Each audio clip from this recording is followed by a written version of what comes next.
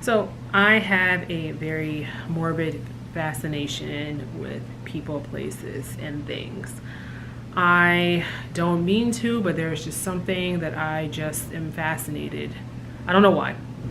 I wanted to talk really quickly about Alaska, and I was reading how Alaska has a huge disappearance rate. Like, people just really want to people who want to disappear gravitate towards that state. And Alaska's had a long history of that. They have attracted runaways, like I mentioned before, isolationists, and people down on their luck. That's not my words. That's actually from an article that I read in the Atlantic that addresses what, like, certain people who run away to the state.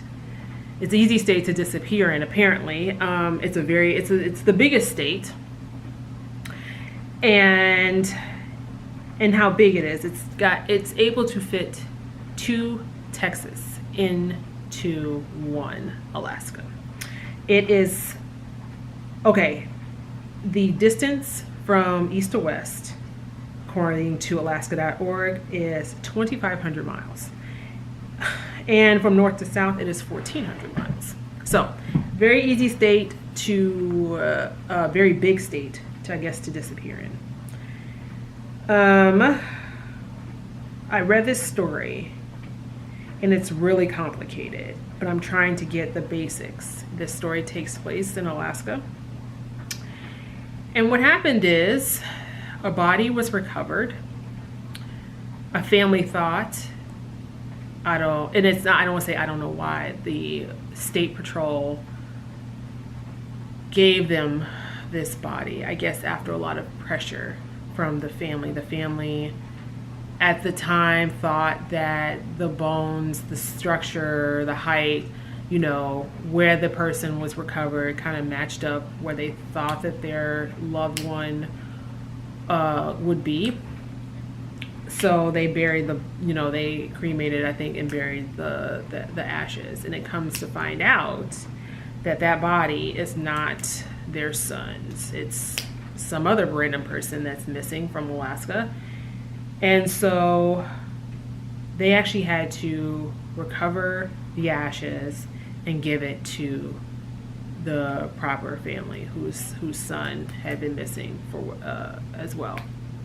I think the sons both had the same name, had the same build, and they were missing like 15 months. They were missing within the 15 months range of each other.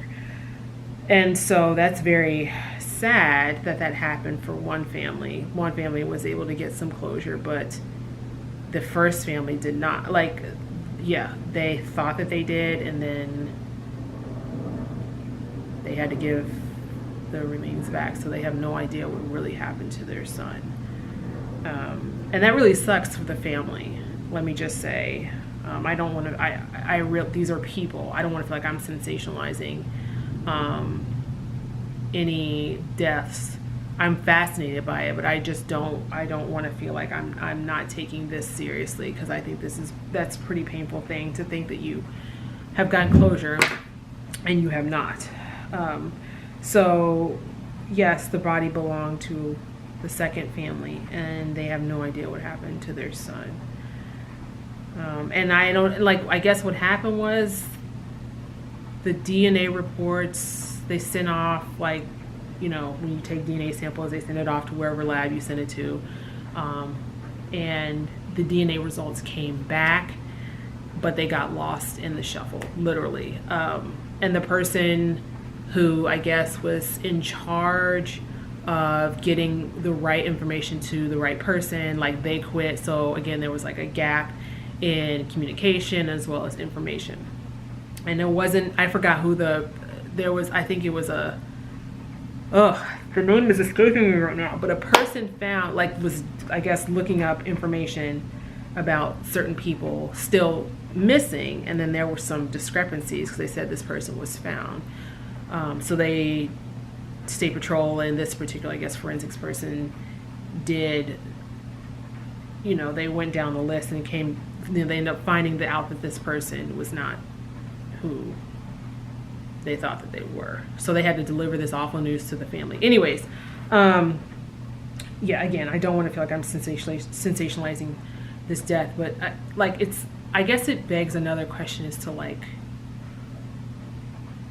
what, in this, I mean, and I'm not even talking about this story, but I mean, since this happens so often, it's kind of the same way I feel about the Golden Gate Bridge, because the Golden Gate Bridge is also a beautiful, iconic place, but it also is known for some really awful things, like people in their lives on this bridge. And I did not know that until, and I had been to San Francisco several times, but it wasn't until like a documentary of many years ago came out called The Bridge, and it was actually showing people ending their lives on the bridge. So it's like, what is it about this particular place that people find, like, I don't know, what is it about Alaska that's so alluring to someone who's like down and out? That's so, is it just because it's such a place where you can just so easily disappear and nobody will find you?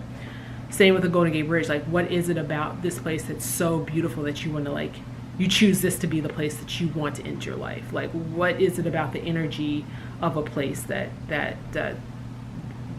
attracts you? So, yeah, I mean, Alaska is a very interesting place, and it's just, this is one of those things that's kind of grim. And yeah, well, I would just like to know, if anyone's watching this, if you've ever been to Alaska and where you've been, and do you feel like it's really as easy to disappear as, I don't want to say easy. Well, maybe it's, I guess, easier. It's isolated. You're dealing with very inclement weather. I was reading, like, in Barrow, Alaska, it can get up to like -45 degrees, because I think it's get up to -45. That's funny, but I mean, it's 350 miles above the Arctic Circle, which I don't even know like what that is. Like, I just can't imagine like how frigid that is. So not many people want to live or can live in that environment. But anyways, I'm rambling. I just want to know, if anyone has been there, how, like, do you feel like it's really easy to disappear in that place, in that grand old expansive place? So, okay, that's really it. I'll probably try to find a happier topic, but like I said, I gravitate towards these places with huge mysteries and huge, like, grim histories. I don't know. Okay, thanks.